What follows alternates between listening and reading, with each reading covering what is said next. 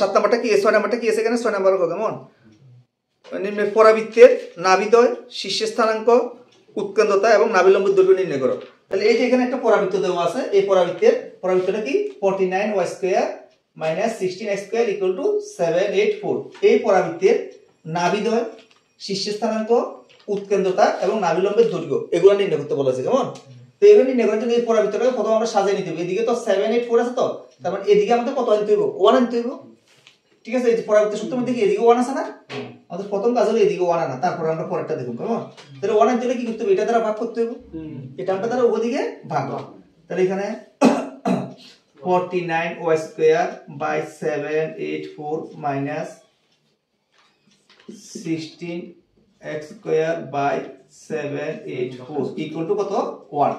এটা বুঝা গেছে নি? এবার এই 49 দ্বারা এটাকে ভাগ করুন কেমন। তাহলে এখানে y² / 784 divided by 49, এই 49 টাকে নিচে লিখলাম কেমন, মাইনাস x² / 784 divided by 16 = 1।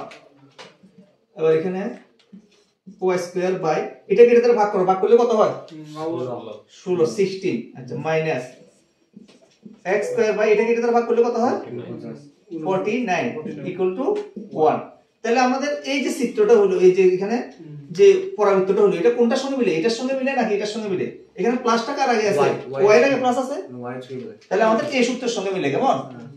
এই y² by s² minus x² by b² = 1। এই সূত্রের সঙ্গে বা এই সমীকরণের সঙ্গে এর সঙ্গে তুলনা করে পাই, এটার সঙ্গে তুলনা করলে কি কি পাওয়া যায়,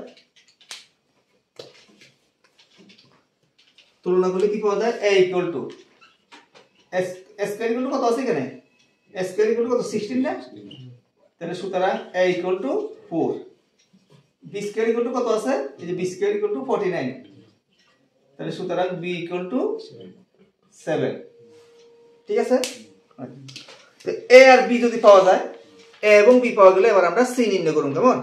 নাই দেখো কাজ কি c, তাহলে সুতরাং c = √a² + b² = কত হয়, তাহলে a² মানে কত 16, তো a² হলো 16 + 49, তাহলে এই দুটো যোগ করলে কত হয় 65।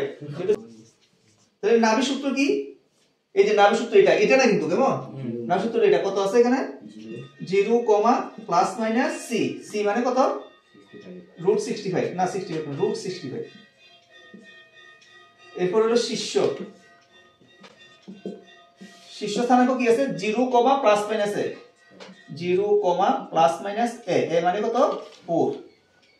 ঠিক আছে, তাহলে দুইটা নির্ণয় হলো, শীর্ষ নির্ণয় করলাম, নাভি নির্ণয় করলাম। এরপর হলো উৎকেন্দ্রতা আর হলো নাভিলম্বের দৈর্ঘ্য। তাহলে উৎকেন্দ্রতা মানে e সমান কি c/a, তাহলে c কত আছে এখানে √65, a কত 4, এটা হলো। এরপর নাভিলম্বের দৈর্ঘ্য, নাভিলম্বের দৈর্ঘ্য,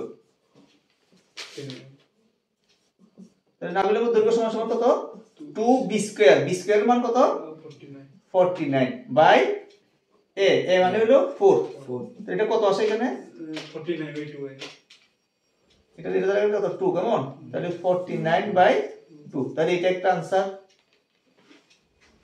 এটাও একটা आंसर, এটাও একটা आंसर কেমন। তাহলে এইভাবে আমাদের